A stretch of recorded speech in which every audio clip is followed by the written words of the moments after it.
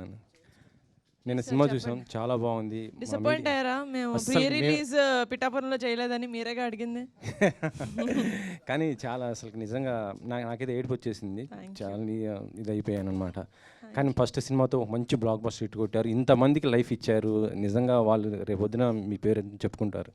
సినిమాలో మీరు కొన్ని డేరింగ్ పాయింట్స్ కూడా చెప్పడం జరిగింది. అవి అంటే గవర్నమెంట్ జాబ్ ఉన్నోడికి నీకు రిజర్వేషన్ ఎందుకురా అనేసి ప్రశ్నించారు. యాక్చువల్గా చెప్పాలంటే ఇది అంటే పవన్ గారిని అభిమానించే వాళ్ళందరికీ కూడా నిజంగా అంటే ఆయనకు అన్ని వర్గాల వారు ఉంటారు. ఆయన కొద్దిగా ఇబ్బంది అయ్యే పరిస్థితి ఉండదా ఈ రిజర్వేషన్లు? అంటే అన్ని వర్గాల వారు ఉంటారు కదా. ఇది ఎలా రియల్ లైఫ్ గురించి చెప్పట్లేదండి. ఇట్స్ మూవీ అండ్ అందులో కూడా ఆ ప్రాబ్లం వచ్చేది బేసిక్గా రాంబాబు అన్న క్యారెక్టర్కి చేయొద్దు. రాంబాబు అన్న క్యారెక్టర్కి సెకండ్ హాఫ్లో ఏదైతే ఉంటుందో తన ప్రాబ్లమ్ని తనే చాలా సింపుల్గా చెప్తాడు. కరెక్టే, నేను ఇప్పుడు డైరీ ఫామ్ పెట్టుకున్నాను, అప్పుడు నువ్వు చెప్పింది కరెక్టేలే, నాకు అర్థం చేసుకునే వయసు లేదు అని. అది అక్కడ ప్రాబ్లమ్ రిజర్వేషన్ వల్ల లేకపోతే కాస్టిజం వల్ల కాదు, వాళ్ళు తెలిసి తెలియని వయసులో వాళ్ళు అర్థం చేసుకునే విధానం తప్పు. రిజర్వేషన్ తప్పు అని కాదు, రిజర్వేషన్ కరెక్ట్ అని కాదు, అది అసలు మేము ఆ టాపికే మాట్లాడలేదు. వాళ్ళ ఒపీనియన్స్ వాళ్ళకు ఉన్నాయి సినిమాలో, అది వాళ్ళు పర్సీవ్ చేసుకునే అంత జ్ఞానం వాళ్ళకి ఆ వయసులో లేదు. That is what we wanted to సే.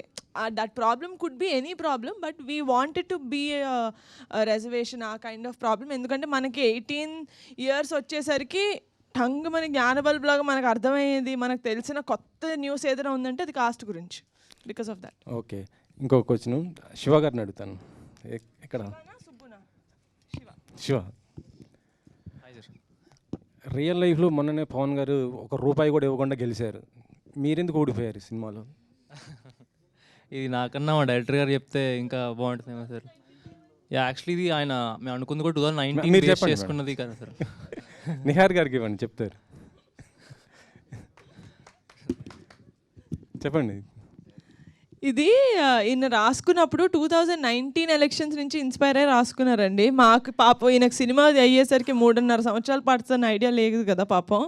అప్పుడే చేసేద్దాం యంగ్ బ్లడ్ హాట్ బ్లడ్ అనుకుని రాసేసుకున్నారు. So this is based on what would have happened in 2019 behind. ఎన్నో రోజుల ముందు కాదు, ఎలక్షన్కి 1 day ముందు లేకపోతే 1 night ముందు ఏమై ఉంటుందా అని చెప్పి ఒక సార్కాస్టిక్గా ఒక సటారికల్గా చూపించడం జరిగింది. That is what it's about.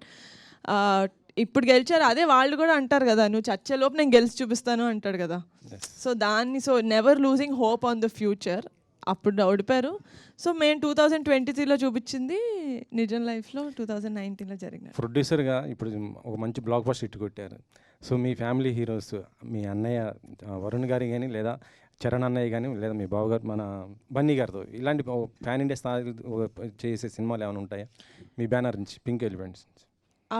జెన్యున్గా చెప్పాలి అంటే I'm someone who always believes in the story అండి. ఫస్ట్ కథ వచ్చిన తర్వాత అది నిజంగా చరణ్ అన్న కానీ బన్నీ అన్న కానీ మా అన్న కానీ వాళ్ళు చేసే అంత స్థాయి ఆ కథకి ఉంటే కనుక నేను డెఫినెట్గా అప్రోచ్ అవుతాను. లేకపోతే ఉత్తిగే వాళ్ళతో చెయ్యాలి కాబట్టి ఏదో కథ తీసుకెళ్దామని అయితే నేను వెళ్ళను. నిహారిక గారు